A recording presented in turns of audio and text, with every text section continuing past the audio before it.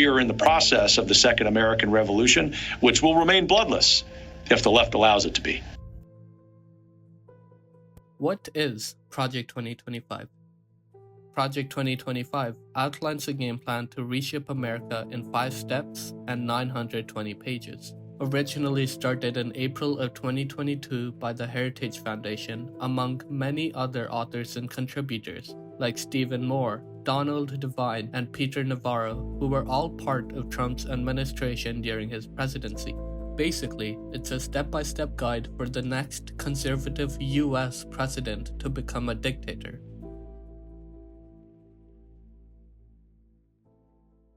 Bring the administrative state to heel, and in the process defang and defund the woke culture warriors who have infiltrated every last institution in America. What students are taught in school is the 3 branches of government: legislative, judicial, and executive. But in practicality, there is actually a quote-unquote 4th branch, the administration. Running a country of almost 350 million people requires a ton of hard work, and the well-educated people within the administration is what keeps it running. The FDA, EPA, Department of Education, all these bodies keep the country in check so you don't have to worry about every single thing in your life. Imagine a world without any of these entities. The FDA keeps the food sanitary so you don't have to worry about food poisoning from every meal. The EPA ensures that the air you breathe and the water you drink are safe from factories dumping their waste product. The Department of Education sets standards to ensure that children receive a quality education. The Heritage Foundation's desire to dismantle this administrative state stems from the fact that the people in these agencies are knowledgeable in their respective fields and operate independently of politics. They make sure that the policies are based on science and reason, not political agendas. By removing these knowledgeable professionals, the executive branch gains direct control over policy implementation. This step is the fundamental step to make the President of the United States into a dictator. Utilizing a highly controversial idea named unitary executive theory, the President will have complete control over the executive branch and bypass any checks and balances from the Congress. First taking hold during the Reagan administration in the 1980s, the unitary executive theory used Article 2 of the Constitution to strengthen his executive power and remove executive branch officials without any Senate or judicial approval.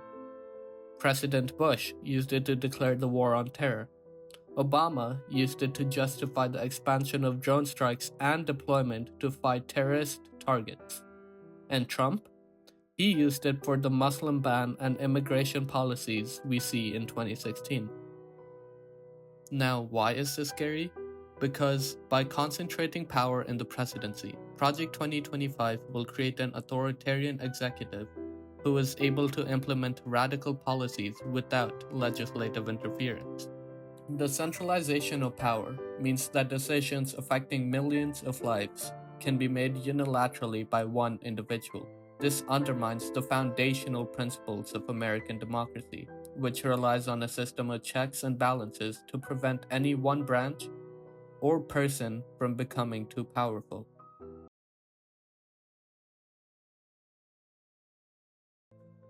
Now that there is no entity to tell the president that something is wrong and no one has the power to stop him, it's time for him to start doing what his sponsors want.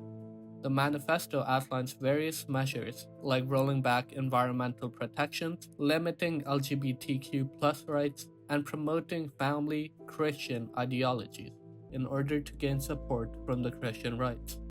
They want to remove policies that promote same-sex marriage or transgender rights, roll back rights by deleting the terms sexual orientation, gender identity, diversity, equity, among many others.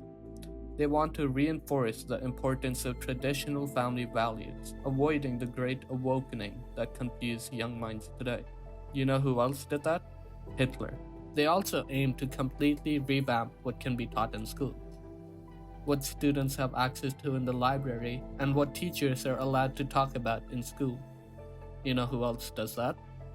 Turkey, North Korea, but I digress.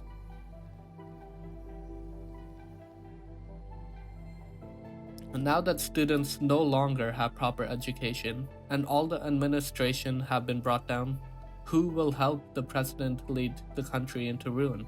According to Project 2025, a group of conservative ideological allies will aim to infiltrate the government, using something referred to as a conservative LinkedIn. A civil service academy will be created to train future government workers in these conservative principles, so that the president's agenda is implemented and enforced through all levels of government without any blockage. Using Schedule F, an executive order introduced by Trump at the end of his presidency, the president will essentially be able to hire and fire civil servants more easily. Schedule F will strip federal employees of any job protections they had, which shielded them from getting fired without a probable cause. Police officers, teachers, anyone employed by the government will basically lose their job and be replaced by a conservative crony if they don't agree with the policies. By centralizing power and replacing knowledgeable, experienced professionals with less competent conservative loyalists, Project 2025 ensures that every level of the government will echo the president's will, creating a feedback loop of power and control, leaving no room for opposition.